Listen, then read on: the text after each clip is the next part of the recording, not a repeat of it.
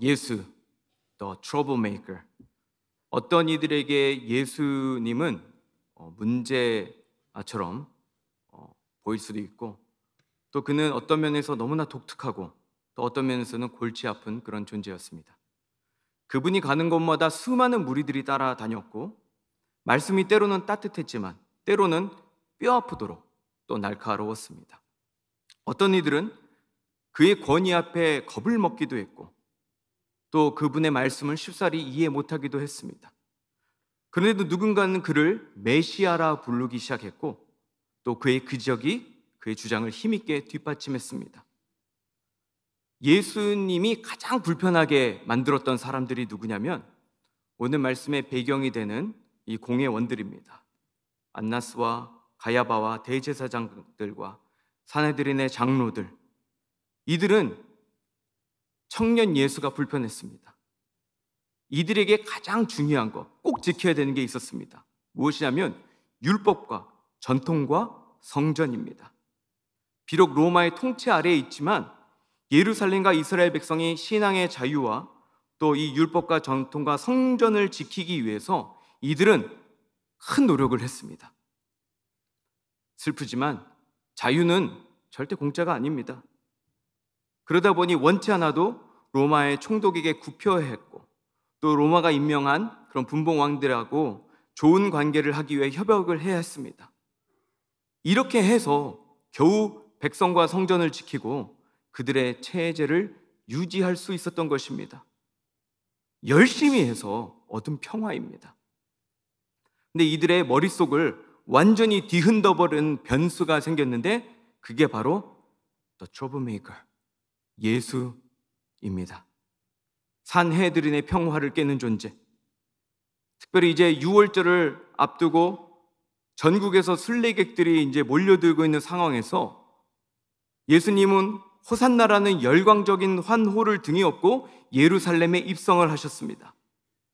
6월절은요, 로마인들에게는 굉장히 센시티브한 그런 까다로운 시기였습니다. 민족적 감정이 최고조에 이른 시기도 하였고, 또한 곳곳에서 역사학자를 보더라도 밀란과 소요가 항상 이 절기 때 일어났습니다. 로마의 군인보다 훨씬 많은 사람들이 도시로 들어오기 때문에 통제하기 어려운 시기였습니다. 이럴 때 예수님이 수많은 무리들의 환호를 받으며 예루살렘으로 입성을 하자 유대의 지도자들은 더욱더 긴장하기 시작했습니다. 괜히 로마 군대를 자극하면 어떡하지? 이 무리들이 불필요한 소요를 일으키며 이거 큰일을 일으키면 어떡하나? 지금까지 우리가 유지한 이 평화와 이 체계가 무너져버리면 어떡할까라는 두려움이 있었기 때문입니다. 지난 몇 년간 이 청년 예수에 관한 여러 가지 소문이 있었습니다. 겉보기에는 온화하고 부드러워 보이지만 그의 가르침은 날카로운 검과 같았고, 때로는 강철 망치처럼 강력한 일격으로 바리새인들과 사두개인들을 직접적으로 비판하기까지 했습니다. 세례 요한보다도 훨씬 더 도전적인 메시지가 있었고, 또 그 스스로 자신이 메시아임을 인정하는 듯한 답변은 유대의 지도자들을 당황스럽게 하고 충격에 빠뜨리게 했습니다. 그의 영향력은 빠르게 퍼져나갔습니다. 많은 무리들이 예수 그리스도를 따르기 시작하면서 동시에 기존의 체제에 의문을 가지기 시작했습니다. 예수님이 성전에 들어가서 장사하는 자들을 내쫓고 상을 엎으셨던 그 사건 기억나시지요? 그리고 예수님은 그들에게 너희들이 이것을 강도의 소굴로 만들었다 라고 하셨습니다. 그 외침은 잊을 수 없었을 것입니다. 또 예수께서 바리새인들과 공개적으로 논쟁했던 그 장면, 그런 일은 그전에는 있지도 않았습니다. It never happened before. 그 누구도 감히 건드리지 못했던 지도층의 권위에 예수님은 정면으로 도전하셨고, 그 누가 보더라도 리더들에게 있어서 예수님은 체제를 파괴하는 그런 사람처럼 보였습니다. 그렇기 때문에 우리가 큐티 말씀을 통해서 계속 보는 게 뭐냐면, 바로 이 유대 지도자들이 예수 그리스도가 불필요한 싹으로 보았고 그를 뽑아버려야 된다, 이런 결정을 내리게 됩니다. 하지만 정작 백성들의 지지는 만만치 않았습니다. 예수님을 섣불리 건드렸다는 큰일 나게 딱 좋습니다. 민심이 폭발할 그런 위험에 이르렀고, 곧 이것은 지도자들에게 치명적인 또 위협이 될 수도 있기 때문입니다. 그럼에도 불구하고 이 예수는 싹부터 뽑아버려야 할 그러한 존재가 되었습니다. 그렇지 않으면 지금까지 애써서 만들어 온 그들만의 평화와 그들의 성정과 그들의 율법과 그들의 전통이 깨어질 수 있었기 때문입니다. 하지만 여러분, 이 대제사장과 서기관들, 정말 이들이 예루살렘의 성정과 율법과 전통을 지키기 위해서 이렇게 부단히 노력을 했을까요? 이들은요, 가장 높은 자리에 올라서 모든 특권과 혜택을 누렸던 자들입니다. 이들이 말하는 평화는, 이들이 말하는 샬롬은 거룩한 포장지로 둘러싸 자신들의 이익을 보존하기 위한 체제의 유지였을 뿐입니다. 그런데 한 사람이 나타나 그들의 속내를 완전히 꿰뚫어 보고 그들의 마음을 정확히 간파하여 말씀하는 그 예수님이야말로 그들에게 있어서 가장 불편하고 위협적인 존재일 수밖에 없었습니다. 그렇기 때문에 결국 이들은 권위가 흔들리기 때문에 머리를 맞대고 무엇을 하는가? 증거를 조작합니다. 협력자를 매수합니다. 불법적인 야간 재판을 강행합니다. 그리고 나서도 이 예수님을 사형에 처하고 싶은데 그것만큼은 로마 법정을 거쳐야 했기 때문에 빌라도에게 예수님을 넘기고 말도 안 되는 죄목을 꾸며서 고소를 합니다. 그게 바로 어제와 오늘의 말씀입니다. 그들에게 있어서는 명분은 분명합니다. 우리의 성전을 지켜야 했고 우리의 율법 체계를 지켜야 됐습니다. 지금까지 지내온 모든 평화를 지켜야 했습니다. 하지만 실상은 그들의 모든 것을 지키기 위한 욕망이었습니다. 그래서 그들이 고소한 첫 번째 내용은 바로 백성을 미혹한다는 것입니다. 여기서 이 미혹한다는 단어는 왜곡시키고 전복시키다는 그런 원어적인 뜻이 있습니다. 즉 폭동이나 반란을 일으키는 자들에게 쓰는 것이 이 미혹입니다. 근데 이게 굉장히 교묘하게 조작된 말입니다. 왜냐하면 로마 당국이 가장 두려워하고 또 주의하는 것이 바로 이 폭동이었기 때문입니다. 그렇기 때문에 무리하게 이런 혐의를 뒤집어 씌운 것이죠. 하지만 여러분들은 너무나 잘 알지 않습니까? 우리가 매일같이 누가복음을 우리가 묵상하고, 누가복음뿐만이 아니라 우리가 복음서를 볼 때 예수님께서 단 한 번이라도 정치적 선동을 하신 적이 있습니까? 오히려 예수님께서는 회개하라, 하나님 나라가 가까이 왔다고 말씀하셨고 내가 곧 길이요 진리요 생명이라고 말씀하셨으며 백성들에게 하나님을 사랑하고 이웃을 사랑하라고 말씀하셨습니다. 하지만 이 진리의 말씀이 누군가에게는 불편함이었기 때문에 백성들을 미혹한다는 그런 거짓으로 몰아세우게 된 것입니다. 이 첫 번째 고소의 메커니즘은 오늘 이 시대에도 여전히 반복이 됩니다. 누군가가 예수 그리스도를 직접적으로 비난하기는 어렵기 때문에 그분의 몸된 교회를 비방합니다. 교회는 편협하다, 배타적이다, 왜 교회에만 진리가 있느냐, 왜 기독교에만 구원이 있느냐 등 이러한 여러 가지 꼬리표를 붙이면서 여전히 이 고소는 반복되고 있습니다. 결국은 예수 그리스도를 거부하는 마음이 그들의 마음에 투영된 것 아니겠습니까? 이게 바로 사탄이 이 시대를 움직이는 교묘한 속임수입니다. 진리를 외치면 편협해 보이고 말씀대로 살면 배타적이라는 이런 프레임을 씌워서 절대 진리를 완전히 부정해가는 시대, 이러한 것들을 어린 시절부터 우리 아이들에게 말하고 청소년들에게 말하고 대학에 들어가자마자 이러한 것들을 가르침으로 인해서 결국은 그 시대에도 반복됐던 그 고소가 이 시대도 동일하게 반복되면서 우리들을 마치 세상을 미혹하는 자처럼 만들어가고 있습니다. 여전히 세상은 동일하게 교회를 고소합니다. 두 번째 고소는 세금 문제입니다. 이거는 로마인들이 가장 민감하게 반응할 수 있는 문제입니다. 당시 로마라는 나라가 너무 크지 않았습니까? 이 큰 나라의 국가를 유지하고 또 확장을 하려면 막대한 비용이 들었기 때문에 아무리 먼 지역이라도 세금 징수를 철저하게 해야 했습니다. 본디오 빌라도가 다른 총독보다 더 오래 2배 이상 임기를 했던 이유가 바로 그가 세금 걷는 데 전문가였기 때문입니다. 인정받았기 때문에 그는 오랜 시간 동안 섬기게 됐습니다. 그런데 유대 지도자들이 예수님이 가이사에게, 시저에게 세금을 바치지 말라라고 고발한 이 내용은 로마의 주권에 대한 도전이자 반역죄입니다. 근데 여러분들 다 아시지 않습니까? 예수님은 누가복음 20장 25절에 분명하게 가이사 것은 가이사에게, 하나님 것은 하나님에게 바치라고 분명히 말씀하셨습니다. 각 영역에 합당한 의무를 인정해 주셨고 세상 권세와 하나님 권세를 구분하셨습니다. 올바로 존중하도록 또한 가르치셨습니다.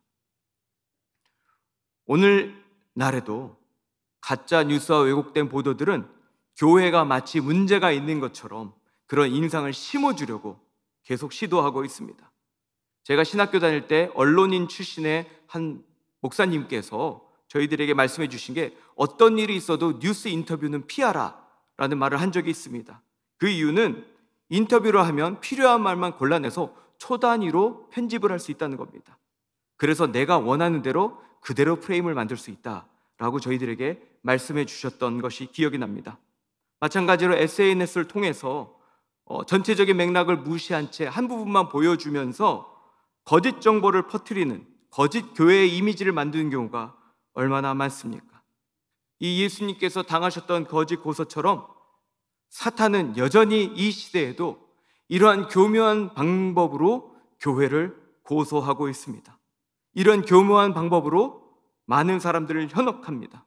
그렇기 때문에 우리는 깨어있지 않으면 우리는 하나님의 말씀을 순종하며 살아가는 것 자체가 마치 잘못된 것처럼 읽혀질 수 있는 그런 시대 가운데 살고 있습니다. 우리 예수님께서 받은 세 번째 고소는 바로 스스로 왕이라 칭했다라는 것입니다. 이 왕이라는 단어를 일부러 썼습니다. 그 이유는 자칭 그리스도, 이것이 주 단어인데, 그리스도라는 단어가 그 당시 로마 사람들에게 이해하기 어려운 단어였을 거기 때문에 왕이라는 단어로 의도적으로 지금 상황을 부각시키고 있는 것입니다. 하지만 예수님께서 자신을 왕이라고 직접 선포하신 적은 없었습니다. 심지어 오늘 말씀의 3절을 보더라도 빌라도가 내가 유대인의 왕이냐? 라고 물었을 때 우리 한글 성경에서는 내 말이 옳도다 라고 말하지만 실제로 이 말은 You have said so, 너가 그렇게 말했다의 뉘앙스가 더 강합니다. 아무래도 헬라어이기 때문에 이 말이 이중적으로 좀 쓸 수도 있겠지만 확실한 거 뭐냐면 부정하진 않지만 그렇다고 대놓고 긍정한 것은 아니라는 것입니다. 이렇게 예수님께서는 불필요한 정치적 오해를 피하면서도 자신의 정체성을 부인하지 않으셨습니다. 또한 예수님께서는 요한복음을 통해 내 나라는 이 세상에 속한 것이 아니다라고 분명히 말씀하셨으며, 예수님께서 다스릴 이 나라는 칼로 다스리는 그런 나라가 아니라 예수님께서 오히려 칼을 드는 것이 아니라 십자가를 드심으로써 다스릴 그런 나라라는 것을 가르쳐 주셨습니다. 그럴 때 예수님은 이 세상에 세상적인 왕이 아니라 정말 참된 왕으로 오셨음을 또한 가르쳐 주셨습니다. 그럼에도 불구하고 유대의 지도자들은 예수님을 반란의 주도자여 정치적 야망을 품은, 알고 보면 본인들이 원한 그런 왕 아닙니까? 그런 왕으로 몰고 갔습니다. 이제 판결의 시간입니다. 세 가지 고소 내용을 보면 분명한 건 로마의 득이 되지 않는 걸로 보입니다. 로마가 각 촌각을 곤두세워 여길 만한 그런 세 가지, 백성을 미혹하고 세금을 바치지 말라고 했고 스스로 왕이라 주장한다 라는 이 세 가지 제목을 가지고 고소를 당하셨습니다. 빌라도가 판결을 내립니다. 그의 판결은 4절에 보면 나는 이 사람에게서 아무 죄도 찾지 못했다, 이 사람에게 죄가 없도다 라고 즉각적인 무죄를 선포합니다. 놀라운 선언입니다. 그런데요, 정작 예수님은 풀려나지 못하셨습니다. 바로 5절에 넘어가서 이런 일이 일어납니다. 무리가 더욱 강하게 말하되 그가 유대에서 가르치고 백성을 소동하게 하나이다.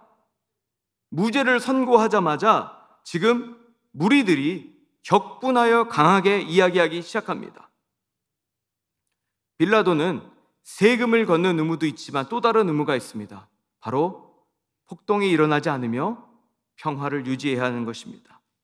자칫하면 이렇게 많은 유대 백성들이 모여있는 이 시기에 큰 밀란으로 번지기 쉬웠기 때문에 그는 여기서 잘못된 결정을 내립니다. 바로 정의와 진리 대신 세상의 눈치를 택한 것입니다. 무죄를 선언하지만 석방하지 않습니다. 마음이 힘듭니다. 그때 한 가지 이야기를 듣습니다. 바로 예수님이 갈릴리 출신이라는 사실이지요. 갈릴리 역시 빌라도의 관할 구역이긴 하지만 법적으로는 1차 판정은 지역에서 하는 게 맞지 않겠습니까? 그렇기 때문에 마침 예루살렘에 와 있던 헤롯에게 예수님을 넘겨버립니다. 역시 눈치가 빨라야 합니다. 저희 딸이 다니는 학교 BCA에 미스 소머라는 선생님이 계시는데 그분과 이렇게 이야기를 하는데 저에게 갑자기 잘 이해가 안 가는 영어 단어를 써서 뭔가 잘 봤더니 한국 단어였습니다. 눈치에 관해서 이야기하는데 깜짝 놀랐습니다. Korean people 눈치 막 이러시는 겁니다. It's more than read the room 이러시면서 설명을 하시는데 한국 아이들을 많이 가르쳐보고 디스커션을 시켜보니까 아이들이 다 눈치를 본다는 겁니다. 한국 애들이 특별히 눈치를 많이 본데 눈치를 봐서 말을 잘 못하고 눈치를 봐서 자기 의견을 못 내고 또 눈치 때문에 다른 사람의 의견에 동의할 때가 참 많다라는 이야기를 했습니다. 저는 이 미국 사람의 입에서 이 눈치라고 하면서 그 단어가 이렇게 예민하고 깊은 의미가 담긴 단어인 줄 저도 그때 깨달았습니다. 근데 이 모습이 지금 빌라도의 모습 아닙니까? 또 이 모습이 우리의 모습 아닙니까? 빌라도는 예수님이 죄가 없는 줄 분명히 알고 있음에도 불명하고 그들의 고소가 전혀 말도 안 되는 고소라는 것을 알고 있음에도 불구하고 지금 눈치를 보기 때문에 진리를 버리는 선택을 하게 된 것입니다. 그 결과 지금 예수님께서 죽으시고 부활하시고 2000년이 훨씬 넘은 이 시점까지도 우리가 사도신경을 고백할 때마다 뭐라고 되어 있습니까? 본디오 빌라도에게 고난을 받사 십자가에 못 박혀 죽었다고 이렇게 되어 있지 않습니까? 어떤 이들은 또 말하죠. 무슨 빌라도가 그렇게까지 큰 죄인이냐? 무죄를 또 3번이나 내일 말씀까지 보면 3번이나 또 선포하지 않았습니까? 또 심지어 그의 아내는 또 저 옳은 사람하고 상관하지 말라 꿈자리가 사나웠다고까지 하면서 막 말렸던 그런 이야기가 있습니다. 그럼에도 불구하고 이 빌라도의 참된 죄는 무엇입니까? 진리를 알고도 바로 외면한 죄입니다. 세상의 압력과 민심을 두려워해서 진리를 알면서도 불구하고 예수 그리스도를 넘겨준 것입니다. 그는 다 한 번의 선택으로 인해서 예수님께서 이제 재림하실 그날까지 계속 사도신경을 하지 않겠습니까? 빌라도에게 고난을 받으셨다는 이 역사적 오명을 그의 삶에 따라 붙게 된 것입니다. 여러분, 우리들을 혹시 눈치 보고 살고 있지는 않습니까? 빌라도의 죄가 아무것도 아닌 것처럼 보이지만 나 또한 예수 그리스도 그 진리를 알면서도 불구하고 그 진리를 타협하고 세상에 들어가서 세상과 동화되어 사는 것 자체가 바로 빌라도와 똑같은 눈치 보는 죄를 짓는 것입니다. 눈치 보는 빌라도는 그 감당하기 힘들어서 헤롯에게 넘깁니다. 근데 보니까요, 오늘 말씀 보니까 헤롯이 예수님을 처음에 받고는 좋아합니다. 매우 기뻐했다고 합니다. 그 이유가 무엇일까요? 자기가 들은 소문이 있는데 너무 대단한 기적이 있다고 합니다. 호기심 반 흥미 반으로 직접 눈앞에서 좀 기적을 보고 싶었던 것이죠. 한번 기적을 보여봐라. 신비한 좀 볼거리 좀 제공해봐라. 그러나 예수님께서는요, 이 헤롯 앞에서 완전히 침묵하셨습니다. 헤롯이 기대하던 이런 기적적인 쇼가 일어나지 않자 그는 돌변해서 예수님을 조롱하고 희롱하기 시작합니다. 결국 하나님의 아들이신 예수님을 헤롯은 자기의 오락거리로 전락시켜 버리고 만 것입니다. 사랑하는 성도 여러분, 우리들은 어떻습니까? 오늘 우리의 신앙이 이 헤롯과 과연 다르다고 할 수 있습니까? 영광의 주님 우리 주 예수 그리스도를 마치 감정적 체험이나 취미생활 정도로 혹시 여기고 있지는 않으신가요? 우리가 원하는 그 기도 제목이 들어지지 않고 하나님께서 응답하시지 않는다는 이유로 하나님과 탓하고 하나님을 원망하며, 하나님께서는 기다리고 때를 준비하고 계신데 하나님은 침묵한다고 하면서 하나님께 실망했다고 혹시 그렇게 주님을 취급하고 있지는 않습니까?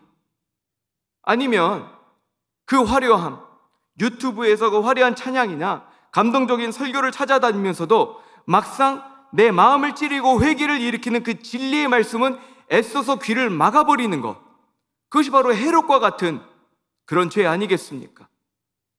우리가 헤롯을 보면서 그냥 그 사람은 죄인이다라고 할 것 없습니다.